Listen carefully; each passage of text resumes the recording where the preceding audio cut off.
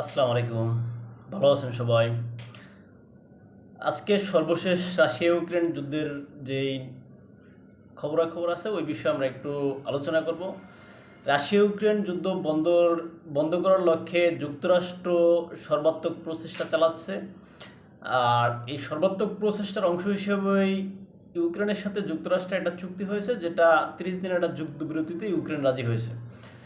এখন যুক্তরাষ্ট্র এবং ইউক্রেনের এই রাজিগিরিত্ব, এই প্রস্তাবটি যুক্তরাষ্ট্রের মধ্যস্থতায় বা যুক্তরাষ্ট্রের প্রতিনিধিদের দ্বারা এই প্রস্তাবটা আনুষ্ঠানিকভাবে রাশিয়াকে দেওয়া হয়েছে।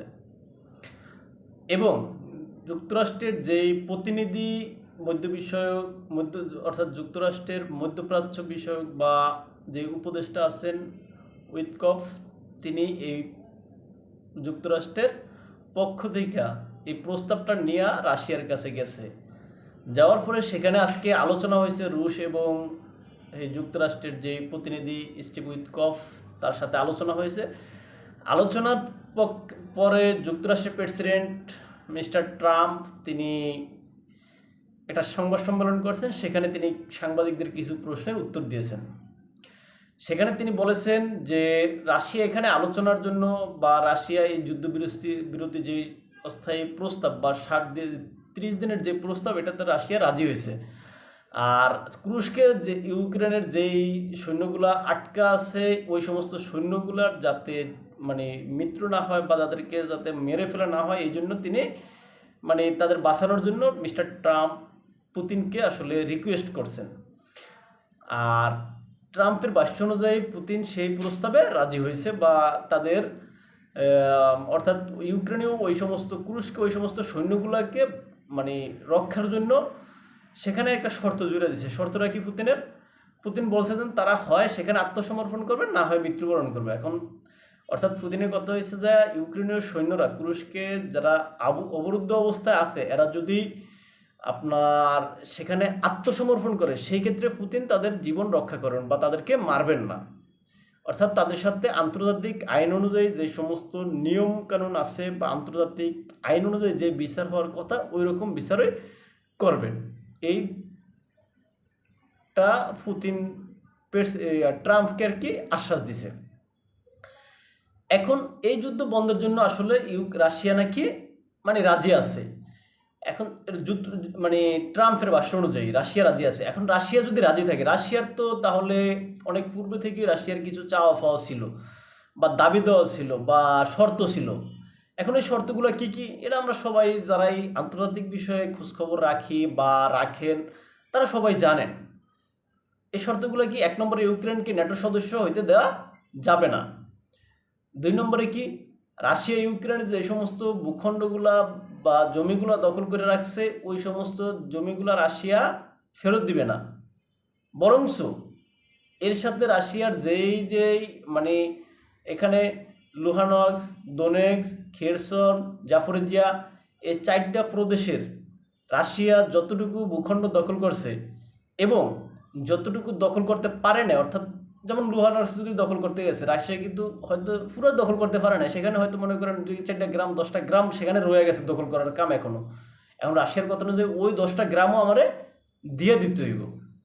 অর্থাৎ রাশিয়া যে গণভোট করে যেই 4টা প্রদেশকে রাশিয়ার সাথে একীভূত করতে চাইছে, ইউক্রেনের যে 4টা অঞ্চল রাশিয়ার সাথে একীভূত করতে চাইছে, ওই 4টা অঞ্চলের যতটুকু অংশ রাশিয়া দখল করছে অতটুকু তো রাশিয়া নিবেই। এর সাথে রাশিয়া যতটুকু এখনো দখল করে নাই, অতটুকু ইউক্রেনকে রাশিয়ার কাছে হস্তান্তর করতে হবে। তারপর কি, ইউক্রেনকে কোনো শান্তিরক্ষী মোতায়েন করতে পারবে না, ইউক্রেনে কোনো শান্তিরক্ষী অথবা পশ্চিমা কোনো সৈন্য ইউক্রেনে মোতায়েন করা যাবে না। তারপরে কি, তারপরে হচ্ছে যে আপনার ইউক্রেনের যে সমস্ত বন্দীগুলো রাশিয়াতে আছে সেগুলোর বিচার হবে এবং রাশিয়ার যে সমস্ত বন্দীগুলো ইউক্রেনে আছে সেগুলোর বিচার হবে। এরকম আরও অনেক শর্ত আছে আর কি। এখন পুতিনের এই শর্তগুলো যদি মাইনা নেয় ইউক্রেন, তাহলে তো ইউক্রেনের যুদ্ধই হতো না আসলে। এখন মিস্টার ট্রাম্পের ভাষ্য অনুযায়ী পুতিন রাজি হয়েছেন। পুতিন রাজি হলে পুতিনের এই শর্ত থেকে তো পুতিনে এখনও পিছপা মানে সরে আসে নাই। আর রাশিয়ার পক্ষ থেকে আসলে বলা হয়েছে, তারা আমার এর পূর্বে একটা ভিডিও করছি আমি, এটা নিয়ে আপলোড দেওয়া আছে, যেটাতে বলা আছে যে পুতিন আসলে এই মানে আলোচনা করছে এই যে এই প্রস্তাবটার বিষয়ে, যেমন লুকাশেঙ্কোর সাথে, লুকাশেঙ্কো হচ্ছে গিয়া বেলারুশের প্রেসিডেন্ট আলেকজান্ডার লুকাশেঙ্কো, লুকাশেঙ্কোর সাথে যখন আলোচনা করছে পুতিন, তখন তিনি বলছেন যে তারা এই প্রস্তাবটা আসলে ইতিবাচক হিসেবে দেখে, স্থায়ী শান্তি প্রক্রিয়ার মানে শান্তি রক্ষার অংশ হিসেবে বা যুদ্ধবন্দি বন্ধের প্রক্রিয়ার অংশ হিসেবে এটাকে তারা ইতিবাচক হিসেবে দেখে। অর্থাৎ তার পরের দিন, অর্থাৎ আজকে রাশিয়া সেখান থেকে তাদের বিবৃতি দিয়েছে। তারা রাশিয়ার পক্ষ থেকে বলা হয়েছে যে ট্রাম্প ওই যে ইউক্রেনের যে সমস্ত সৈন্যগুলো বন্দী আছে এদেরকে না মারার জন্য, বা যারা অবরুদ্ধ অবস্থায় আছে তাদেরকে না মারার জন্য অনুরোধ করছে। যেহেতু অনুরোধ করা হয়েছে, তাই রাশিয়ার প্রেসিডেন্ট মানে আশ্বাস দিয়েছে যে তাদেরকে মারবে না, এটা রাশিয়ার পক্ষ থেকে বলা হয়েছে। অর্থাৎ উভয় দেশের মানে যুক্তরাষ্ট্র এবং রাশিয়ার উভয়ের বক্তব্য এখানে মিল আছে, মানে পরস্পর বিরোধী কোনো বক্তব্য নাই। এখন যুক্তরাষ্ট্র এবং রাশিয়া উভয়ের বক্তব্য মিল আছে, উভয়ের কথাও মিল আছে, উভয়ের আলোচনাও মিল আছে। এখন এই আলোচনায় যেহেতু যুক্তরাষ্ট্র কিন্তু আসলে ইউক্রেনের থেকে সে কিছু নিয়ে যাইতেছে, সে সবসময় এই যুদ্ধ বন্ধ চাইতেছে, সে সেখান থেকে কিছু নেবে। রাশিয়া তো অলরেডি নিয়ে নিচ্ছে। রাশিয়া এখন সামনে হয়তো জেলেনস্কির পতনও হওয়ার সম্ভাবনা আছে, এই যুদ্ধবিরতি হবে, যুদ্ধবিরতির পরে সেখানে দেখবেন জেলেনস্কির পতন হইতে পারে। হওয়ার ফলে সেখানে একজন নতুন প্রেসিডেন্ট আসবে, নতুন প্রেসিডেন্ট আয় যুক্তরাষ্ট্র এবং রাশিয়ার সাথে ভালো সম্পর্ক রাখতে চাইব, রাখতে হইব। সেইভাবেই তারা একটা যুক্তরাষ্ট্র এবং রাশিয়া মিলে ওইরকম একজন প্রেসিডেন্ট নির্বাচন করবে দেখবেন। এখন সেই প্রেসিডেন্ট কি করবে? সেই প্রেসিডেন্ট নিজেদের সম্পদ যুক্তরাষ্ট্রকে দিবে, রাশিয়া যতটুকু দখল করছে ভাই নে তুই নিশুস নে, আমরা ওটি উদ্ধারকরণের লেগে যুদ্ধকরণের দরকার নাই আমাদের, এভাবে যাইবে। এখন এভাবে যায় ইউক্রেনের সর্বনাশ হবে আর কি। আর এদিকে ইউরোপের মানে যে সমস্ত দেশগুলো আছে ইউরোপীয় ইউনিয়নের, এরা আসলে একটা বৈঠকে বসছে 28 সবাই মিলা। এখন তাদের একটা বক্তব্য কি, তাদের বক্তব্য বা তাদের আলোচনার মূল বিষয়বস্তু ছিল যে রাশিয়াকে যুদ্ধে মানে এই যুদ্ধবিরতি প্রস্তাবে বসার জন্য আমন্ত্রণ জানানো, বা মানে হার্ড লাইনে রাশিয়ার বিরুদ্ধে যাওয়া, যাতে রাশিয়া যুদ্ধবিরতিতে যায়।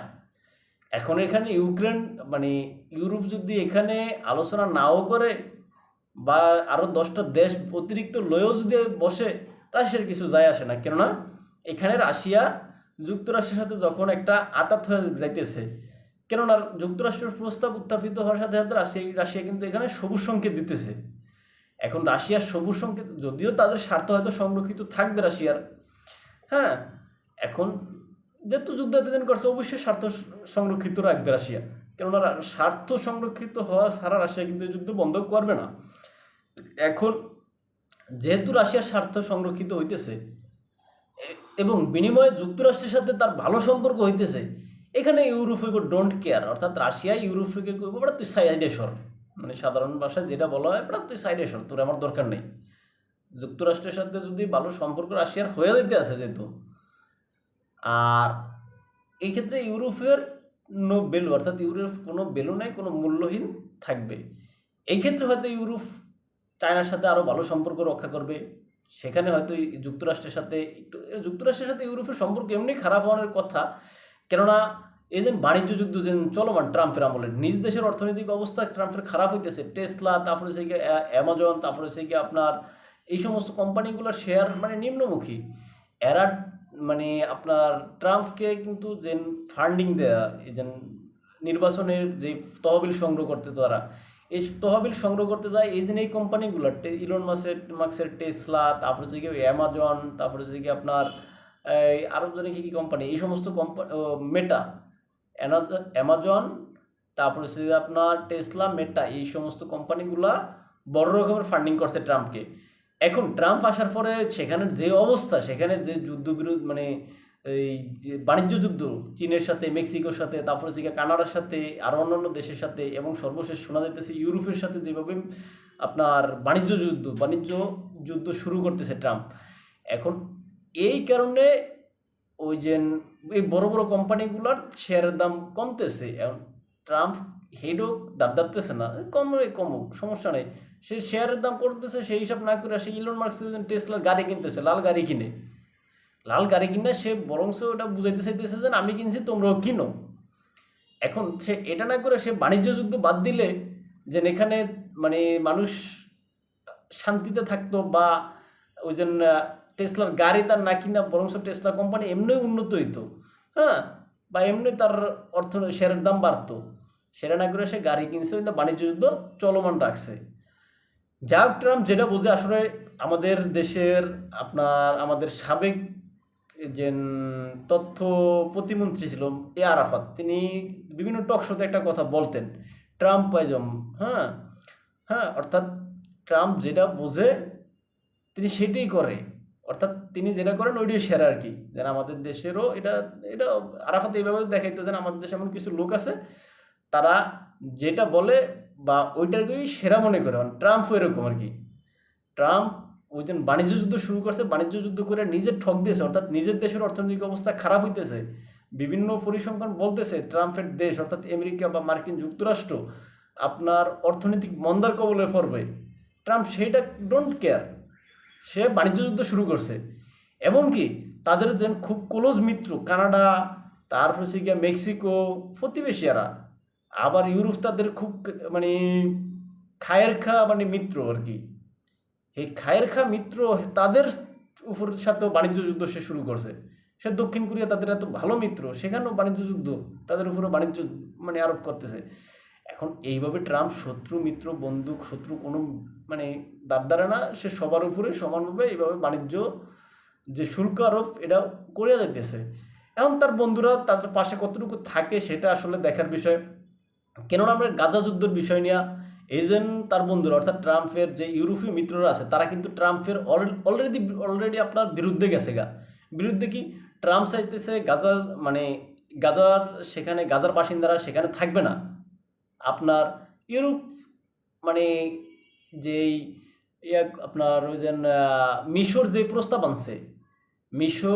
প্রস্তাব আনছে আরব লীগ অনুমোদন করছে, ওআইসি ওটা সমর্থন করছে। ওই ওআইসি সমর্থনকৃত আরব লীগ অনুমোদিত মিশরের প্রস্তাবিত এই মানে যে ডিক্লারেশনটা বা যে ঘোষণাটা আছে ওইটা আবার ইউরোপের 4টা দেশ, প্রভাবশালী দেশ, তাও ফ্রান্স, জার্মানি, ইতালি, তারপরে হচ্ছে ব্রিটেন, এই 4টা দেশ এরা এটা আবার সমর্থন করছে। অর্থাৎ যুক্তরাষ্ট্র যা করেছে বা ট্রাম্প যা বলছে তার বিপক্ষে। চিন্তা করছেন, সবসময় হয়তো কি পশ্চিমারা সবাই একজোট হয়ে একদিকে যাইতো, অর্থাৎ ট্রাম্প যেটা বলতো বা যুক্তরাষ্ট্র যেটা বলতো অন্যান্য ইউরোপীয় দেশগুলা ওইভাবেই ওই পথে অনুসরণ করতো। সেম আপনারা দেখেন ইরাক যুদ্ধে যুক্তরাষ্ট্র যেমনি গেছে, ইরাক যুদ্ধে টোটাল পশ্চিমারা একদিকেই গেছে। লিবিয়া যুদ্ধে সেখানেও মানে টোটাল পশ্চিমারা যেভাবে বলছে মানে ইউরোপের সকল দেশগুলো ওর দিকেই গেছে। আফগানিস্তানে একই অবস্থা। হ্যাঁ, এখন এখন তাদের ভিতরে ফাটল দেখা যাইতেছে গাজা যুদ্ধ নিয়ে বা বর্তমান ট্রাম্প আসার পরে।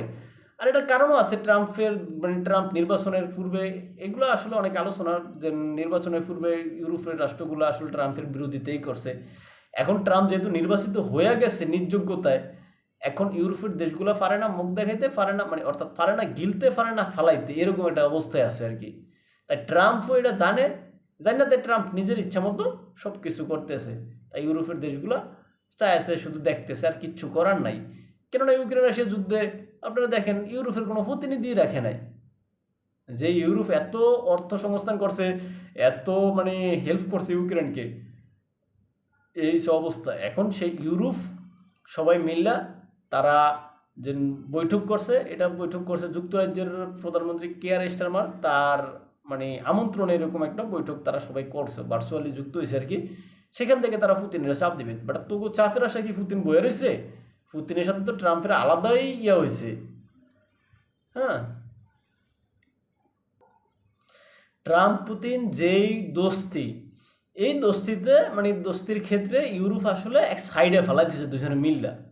সেখানে তারা ইউরোপকে ডোন্ট কেয়ার করে রাখছে, যেন আমরা দুইজনে এক হইমু যখন, অর্থাৎ হইছেও তারা এক হইব কি, তারা অলরেডি এক হয়েছে যুক্তরাষ্ট্র এবং ইউক্রেন। যদিও এখানে আবার যুক্তরাষ্ট্রের আসলে বিষয় বোঝা যায় না, একদিকে রাশিয়ার সাথে আলোচনা করে আবার অন্যদিকে আবার ইউক্রেনকে সাপোর্ট দিতে আছে। কয়দিন মানে সাপোর্ট বন্ধ রাখছিল এতদিন পর্যন্ত ইউক্রেনকে দেওয়া, এই সাপোর্ট আবার 8 দিনের মাথায় আবার চালু করে দিছে। এখন তারা যুক্তি দিতেছে ইউক্রেন তাদের প্রস্তাবে রাজি হয়েছে, অর্থাৎ যুক্তরাষ্ট্রের যে প্রস্তাব ছিল ওই প্রস্তাবে রাজি হয়েছে, তাই তারা এই সহযোগিতাগুলো আবার চালু করছে। যা হোক, আসলে এখানে আসলে মূলত হয়েছে গিয়া স্বার্থের খেলা।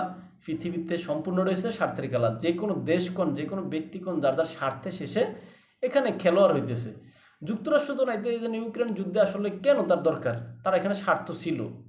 ইউরোপের দেশগুলো কেন মাথা ঘামাইতেছে ইউক্রেন রাশিয়া যুদ্ধে, রাশিয়া ইউক্রেনের পক্ষে তাদের স্বার্থ এখানে আছে, অর্থাৎ ইউরোপের দেশগুলোর স্বার্থ আছে এই জন্য।